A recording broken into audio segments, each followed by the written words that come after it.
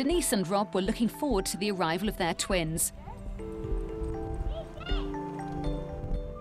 Their first son, Ripley, was born at home in water, and the birth had been such a positive experience that they saw no need to go to hospital for the twins' birth. They had booked 2 independent midwives for the birth, and the pregnancy was progressing well. Never a doubt in my mind that it was never going to be anything but perfect. Maybe a little rush, but still, you know, 2 little babies at the end. On a bright sunny day in May, Denise went into labour and Zane was born. He'd popped out, absolutely perfect, just a lovely little baby. You know, he's got some nice pictures, well, nice headless pictures of me with a tiny little baby going, oh, it's lovely. Thinking, oh, I've got a nice little respite now. It'd be sort of half an hour-ish between babies, maybe a bit more. As Zane was acclimatising to his new surroundings, it became apparent that the second twin's heartbeat could not be heard. He started to come out, and then I remember someone saying, I'm sure it's Virginia, saying, Denise, there's something terribly wrong with your baby. And it wasn't panic that set in, it was a very calm panic that I had to get him out immediately so they could do something. Just before it all happened, Rob said to me, can I look? Because I've never seen any of the others come out, because I've always been holding his hand going, don't go anywhere, don't go anywhere. And it's the first time he ever looked. And he said, as soon as he looked, he knew. And I can't remember the first person to her end. I think maybe Rob said, he's dead. And I can hear Virginia shouting through the front room, somebody call the paramedics now, call the paramedics. Tragically, without warning, Trey had died a day or so before labour had begun. Having gone through an exhausting labour, Denise and her family would have to come to terms with their loss. It kind of all just went, just stopped, everything just stopped. And I remember turning around, I think, to Kay and saying, I don't feel any emotions whatsoever. And she said, no, because your body's put you on hold. You know, you've got to deliver the placentas now, and then we'll get you done. She said, and then, you know, you'll feel something. Despite the traumatic circumstances, Denise held both babies together for the only time.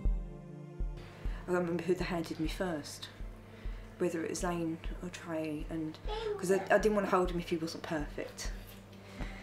And they said, he's perfect, he is. And I wasn't sure whether I wanted to hold him or not. And they said, he's your baby, you've got to hold him. And I'm really, really glad I did.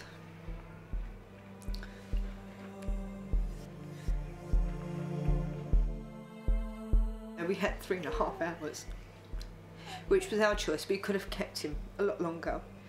But from the baby they handed me, it's sort of slightly pinky. He turned sort of purple quite quickly. And from the nice warm baby, he turned quite cold. And I didn't want to let go of him.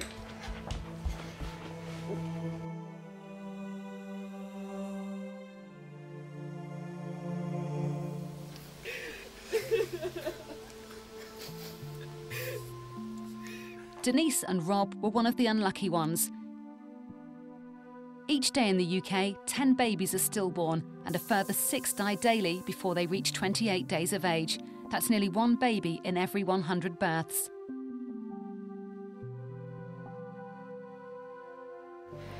Nobody told me that there was a possibility my baby was going to die. I just thought I'd end up with 2 little babies and just pulling my hair out about how I was going to look after 2 babies. No, not how I was going to cope with looking after 1 baby and mourning the loss of another one. I just tried to just accept what happens. You know, I know a lot of people that are just having post-mortems, are trying to desperately search for the answers medically, but I decided that night that I didn't want him touched. So we didn't have a post-mortem. We don't know. 50% of the time, apparently you don't know why they die. And so nobody's going to touch my perfect little baby. So we stood that 50% chance of knowing that we've completely wiped that out now, so we don't know. But I just have to accept it. It is one of those things. Denise contacted the Stillbirth and Neonatal Death Society, known as SANS, to help her and Rob come to terms with their loss. To begin with, I thought I could do this all on my own. And it got to about sort of 4 or 5 weeks, which isn't very long, but it seemed such a long time then. I phoned up SANS and they said there's a local group near me. I went along, and so you kind of just sit in and you tell your story and you just realise that you're not the only person out there. There's just hundreds of other people that are in various different stages the same thing you're doing. Hello, pretty. Oh. There you go. Lara and Rob also lost their baby daughter Jaya at birth. They are visiting her grave with their new son Jake. They also found comfort in talking to others with similar experiences. I've been going to a support group called the Forget Me Not support group, and it's run by parents who have lost children, and they've just been absolutely fantastic. They've been really good, and we've also had a lot of perinatal counselling and support through Basildon Hospital as well. You are allowed to smile and you're allowed to feel every emotion. There's always somebody, guaranteed, there's always somebody there who's feeling angry, guilty, sad, happy, every emotion. I mean, it's not just sadness that, you know, people, we laugh as well, we do get to laugh. It's a very easy place to make friends because you don't have the sort of like the, oh, you know, when you tell them what's happened, because everybody's been through the same thing. You know, you don't have to watch what you say, you don't, you know, it's just you walk through the door and, you know, everybody's been there. So it's sort of, we've made quite a few friends, moving to a new area, we've made quite a few friends through it as well, which is totally unexpected.